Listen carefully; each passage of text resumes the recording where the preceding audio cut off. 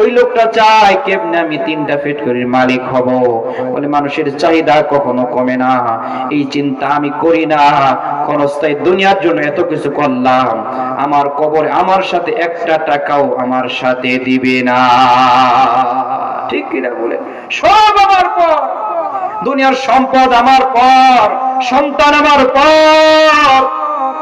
অভাবে পড়লে পড়া, বিপদে পড়লে সন্তান বাবাকে চেনে না। ঠিক কিনা বলে? হাসরের ময়দানে তো চিনবেই না। বলে যে দুনিয়াতে এখন এমন সমাজ চলে আসছে, বলে বাবা তার সন্তানকে পরিচয় দিতে চায় না, স্ত্রী তার স্বামীকে পরিচয় দিতে চায় না, ভাই ভাইকে চেনে না। এটা হলো দুনিয়ার নিজাম। তাহলে কোন দুনিয়ার জন্য এত মেহনত করলাম, মাথার ঘাম পায়ে জড়াইলাম, এই দুনিয়া দিয়ে আখিরাত আল্লাহ তাআলা বলে এরকম ভাবে দুনিয়ার সম্পত্তি আল্লাহ তাআলা আখিরাত দিবে না। বলে আখিরাত দিবে আল্লাহ তাআলা ঈমান আর আমল দিয়ে। এই জন্য কবি সুন্দর করে বলেছেন, দারে দুনিয়া আমি সাজাওয়াত পর না যা, তুমি দুনিয়ার রং তামাশার মোহে পড়ে যাও না।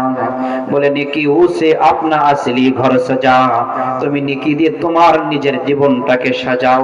ঘর করলে পারা, বিল্ডিং করলে পারা, যেমন সাজ দিলে পারা, আলমারি দিলে, সুকেস দিলে ঘরের সৌন্দর্য বাড়ে, অনুরূপ ভাবে ঈমান নামক কলবটাকে আমল করলে পারাও দাম হয়ে যায়, সুন্দর হয়ে যায়, ভালো লাগে। ঠিক এরা বলেন। এই জন্য দুনিয়া দুনিয়া করে নিজেকে কখনো ধ্বংস করা যাবে না। এই জন্য কিছু ভাই আছে, তাদেরকে যদি নামাজের কথা বলা হয়, বলে হুজুর সময় নাই, অনেক কাজ করি। বলে না, বলে অনেক কাজ করি, কাজের কারণে নামাজ পড়তে পারি না। এই জন্য আল্লাহ তাআলা বলেন দুনিয়ার কাজের বাহানা দিয়ে নামাজ ছাড়ার কোনো সুযোগ নাই। কাজকে বইলো না আমার, কাজকে বলো না আমার নামাজ, কাজকে বলো নামাজ আছে, নামাজকে বইলো না আমার কাজ আছে। অর্থাৎ এই কথা বললেন না যে কাজের বাহানার কারণে নামাজ পড়তে পারি না, আমল করতে পারি না, রোজা রাখতে পারি না, ইসলাম মানতে পারি না। ঠিক কিনা বলেন? এই জন্য শয়তান সে তার মিশন সফল করবে, সফল করার জন্য আল্লাহর কাছে বলেছে আল্লাহ আমাকে মিশন সফল করার সুযোগ দিয়েন। আল্লাহ তাআলা বলছে ঠিক আছে কর, কিন্তু যেই বান্দারা আমার দিকে ফিরে আসবে, আমি রবের ইবাদত করবে, তাদেরকে তুই কশিন কালেও ধোঁকা দিতে পারবি না। এই জন্য আমাদের ঈমানটা এমন হয়ে গিয়েছে, কেউ কেউ হাজার ব্যস্ততার মধ্য দিয়ে নামাজ পড়ে, হাজার কষ্টের মধ্য দিয়ে রোজা রাখে, হাজার মুজাহাদার পরের দিয়ে সুন্নাত আমল করে, আবার কেউ অহেতুক বসে থেকে মসজিদের পাশে দোকানে বসে আড্ডা মারে, কিন্তু নামাজ পড়তে যাইতে পারে না। ঠিক না বলেন? এই জন্য নিজেকে একটু চিন্তা করবেন, আমি জান্নাত চাই, আমি জান্নাতের মালিক হইতে চাই, তাহলে কাজ করি না কেন? কেন কাজ করি না? আল্লাহ তাআলা জান্নাত তো দেওয়ার জন্য ওয়াদা করেছেন, জান্নাত দেওয়ার জন্য আল্লাহ তাআলা দুনিয়াতে পাঠিয়েছেন। এই জন্য আল্লাহর ইবাদত করো, রবের ইবাদত করো। তো 2 নম্বরে বলতেছিলাম যে শিরক কোনো জিন্দেগীর মধ্যে করা যাবে না, শিরকের গুনাহ করা যাবে না। বলে শিরকের গুনাহ হলো সবচেয়ে মারাত্মক গুনাহ। শিরক আবার কয়েক প্রকারের, শিরক আকবার, শিরক আসগর, বড় শিরক, ছোট শিরক। এই জন্য সব ক্ষমতার মালিককে জবান খুলে বলেন, ক্ষমতার মালিককে। এখন যদি আমি মনে করি ক্ষমতার মালিক হলো জনগণ, ক্ষমতার মালিক হলো সম্পদ, ক্ষমতার মালিক হলো দুনিয়ার আসবাব, তাহলে আমার ঈমান চলে যাবে, আমি কাফের হয়ে যাব, তাহলে আমার সারা জিন্দেগীর সব আমল বরবাদ হয়ে যাবে। এই জন্য সব কাজের মধ্যে ভরসা রাখতে হবে একমাত্র আল্লাহর উপর। এই জন্য আমি মনে করি বিদেশ থেকে আমার সন্তান টাকা পাঠায়, তার কারণে আমার সংসারটা ভালো চলতেছে। ঠিক কিনা বলেন? এই বছর ফসল ভালো, পেঁয়াজ ভালো হয়েছে, যার কারণে অভাব দূর হয়ে গেছে। নাউজুবিল্লাহ বলেন না? পেঁয়াজের কোনো ক্ষমতা নাই সংসার ভালো রাখা, টাকা পয়সার কোনো ক্ষমতা নাই সংসার ভালো রাখা। বলে আল্লাহ যদি ভালো রাখে তো ভালো থাকবে, আর আল্লাহ যদি ভালো না রাখে তাহলে ভালো থাকবে না। এই জন্য তাওয়াক্কুল হবে একমাত্র আল্লাহর উপর। মুমিনের একটি বড় সিফাত, মুমিন সব কাজের মধ্যে আল্লাহর উপর ভরসা রাখবে, বলে আল্লাহর উপর বিশ্বাস রাখবে। আল্লাহ তাআলা পরের আয়াতের মধ্যে বলেন ওয়া মাইয়াতাওয়াক্কাল আলাল্লাহ, যে ব্যক্তি আমি আল্লাহর উপর ভরসা করবে, আমি আল্লাহ তার জন্য যথেষ্ট হয়ে যাব। আমাদেরকে পরীক্ষা করে, ঠিক কিনা বলেন? কিন্তু বিপদ আপদ এটা স্থায়ী না। একটা বিষয় মনে রাখবেন, যারা ইসলামের উপরে দ্বীনের উপরে বেশি চলে, আমল বেশি করে, তাদের বালা মুসিবত কম না বেশি? জবান খুলে বলেন, কম না বেশি? বেশি। একটার পরে একটা আসেই বিপদ আপদ, ঠিক কিনা বলেন? আল্লাহ তাআলা বলেন, আমি তোমাদেরকে পরীক্ষা করব, তোমাদের অর্থ সম্পদ নিয়ে যাব, তোমাদেরকে খোদা দিব, তোমাদেরকে বিপদ আপদ দেব, একটার পরে একটা আসবে, তুমি ধৈর্য ধারণ করবা, তো আমি আল্লাহ তাআলা তোমাকে আমি আল্লাহর কাছে টেনে নিব। এই জন্য ইমানদার কখনো ইমানদার হইতে পারবে না যতক্ষণ পর্যন্ত তার ইমানের পরীক্ষা না হবে, ঠিক কিনা বলে? যে যত আল্লাহর কাছে প্রিয় হবে, যে যত আল্লাহর কাছে দামি হবে, আল্লাহ তাআলা তাকে তত বেশি পরীক্ষা দিবেন দুনিয়ার মধ্যে, তাকে আল্লাহ তাআলা তত বেশি আপদ বিপদ বালা মুসিবত দিবে। এটা হাদিসের কথা, কোরআনের কথা। চিন্তা করার কোনো সুযোগ নাই যে ইসলামের উপরে চলে নামাজ পড়ি তারপরে এত আপদ বিপদ কেন?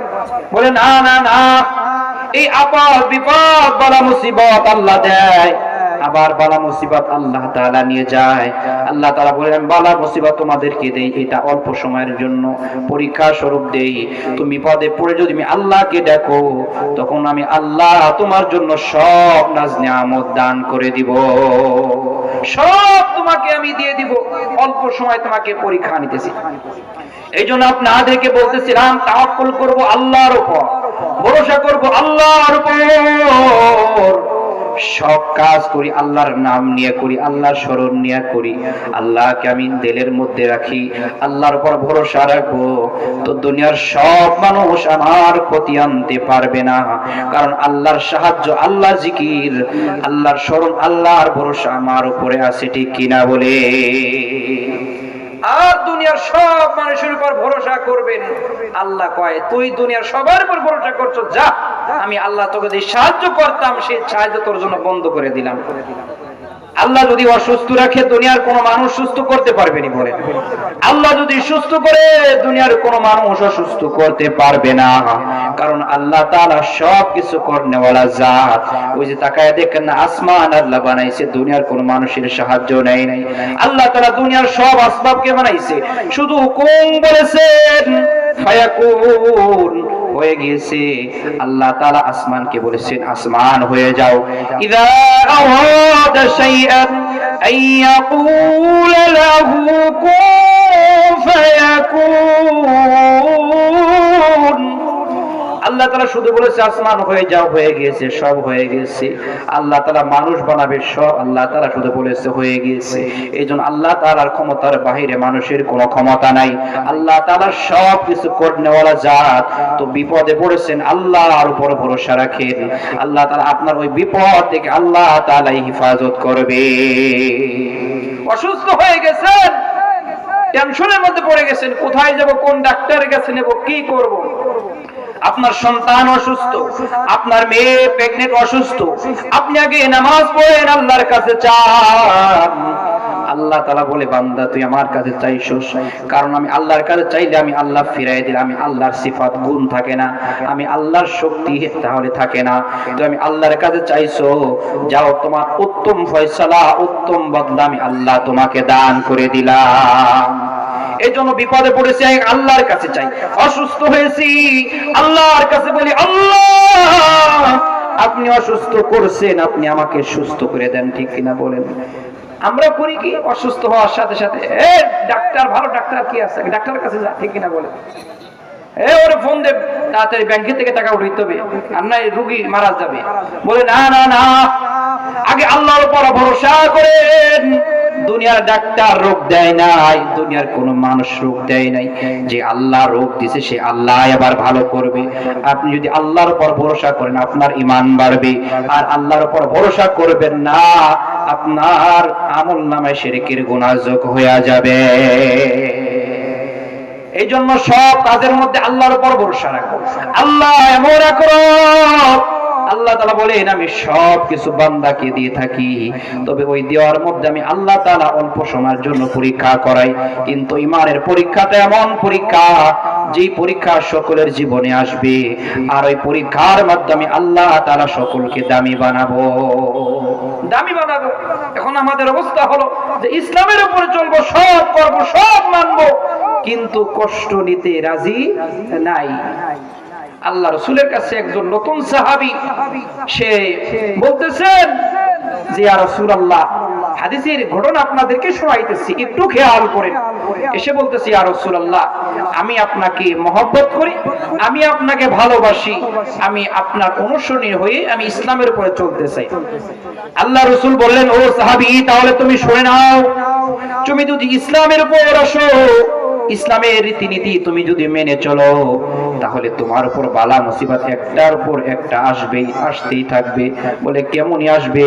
বলে উঁচু জমিন থেকে স্রোতের গতিতে নিচুর দিকে পানি যেমনে যায়, বলে ইমানদারের উপর বালা মুসিবত ঠিক তেমনি আসবেই আসবে। ঠিক কিনা বলে? কিন্তু ইমানদার কখনো ধৈর্য হারা হবে না, ইমানদার কখনো গায়রুল্লাহর উপর, ব্যক্তির উপরে বিশ্বাস রাখবে না। ইমানদার সব সময় আল্লাহর উপর বিশ্বাস রাখবে। বিপদ আসলেও যেমন আল্লাহকে ডাকবে, সুখে থাকলেও ঠিক তেমন আল্লাহকে স্মরণ করবে। এই জন্য সব অবস্থা আমরা কাকে স্মরণ করব? আল্লাহকে স্মরণ করব। আল্লাহকে আমরা ডাকবো তো আল্লাহ তাআলা বলে, বান্দা তোর কোন বিপদ আপদ কি দরকার আছে, আমাকে স্মরণ করছো, আমি আল্লাহ তাআলা তোমার ওই কাজটা সুন্দরভাবে অঞ্জাম দিয়ে পরিপূর্ণ করে দিব। আরেকটা কথা আপনাদেরকে বলি, আমরা সকলেই জানি মান্না ওয়াস সালওয়া, অন্য নবীর অর্থাৎ হযরত মুসা, বনি ইসরাইলের নবীর উম্মতের জন্য মাসনা ওয়াস সালওয়া তাদের রিজিক ছিল, আসনা মানে দস্তরখানা খাবার। কয় হুজুর রিজিকের জন্য এত পেরেশানি, এত কিছু করি, চারটে খাবারের জন্য, ঠিক কিনা বলেন? আচ্ছা বলেন, যদি খাওয়া না লাগতো তাহলে এত পেরেশানি হওয়া লাগতো? বলেন লাগতো? লাগতো না। খাবারের জন্য সব মানুষের টেনশন। খেত করি, জমি করি, চাষাবাদ করি, ব্যবসা বাণিজ্য করি, যাতে চারটে খাইয়ে দেয় আমরা সুন্দরভাবে চলতে পারি, ঠিক কিনা বলেন? অথচ এই চিন্তাটা করি না যে বনি ইসরাইলের উম্মতকে আল্লাহ তাআলা মান্না ওয়াস সালওয়া দিয়েছেন। আর আমাদের আকাবের দিন বলেন, বুজুর্গ বলেন, এই নবীর উম্মত যদি সেই আল্লাহর উপরেই ভরসা করতে পারে, সেই আল্লাহই আছেন যে আল্লাহ বনি ইসরাইলের উম্মতদেরকে মান্না ওয়াস সালওয়া দিয়েছিলেন, ঠিক কিনা বলেন? বলে এই নবীর উম্মত যদি আল্লাহর উপর ভরসা করতে পারে, আল্লাহ তাআলা তাদেরকে মান্না ওয়াস সালওয়ার চেয়ে উত্তম রিজিক তার জন্য বরাদ্দ করে দিবে, ঠিক কিনা বলেন? কিন্তু আমরা ভরসা আল্লাহর উপর করতে পারি না। এই জন্য আমাদের তাওয়াক্কুল আল্লাহর উপরে হবে, শিরক মুক্ত আমল হতে হবে। শিরক যুক্ত আমল নিয়ে আল্লাহর দরবারে কোনো কাজ হবে না।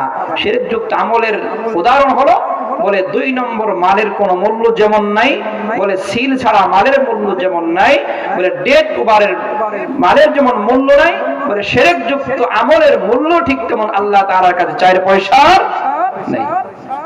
এই জন্য যে কোনো কাজ করি রিজায়ে মাওলা আল্লাহর জন্য করব, অল্পটুকু আমল হোক। আসলে আমরা আমাদের জীবনে যে আমল করি, এই আমল দিয়ে জান্নাতে যাওয়া যাবে না যদি আল্লাহ তাআলা আমাদের উপর রহম না করেন, ঠিক কিনা বলেন? তাহলে আল্লাহ তাআলা কি চায়, কিসের বিনিময়ে জান্নাত দিবে? আল্লাহ তাআলা চায় বান্দার অন্তর, বান্দার ঈমান, বান্দার তাওয়াক্কুল, বান্দার শিরক মুক্ত আমল, ঠিক কিনা?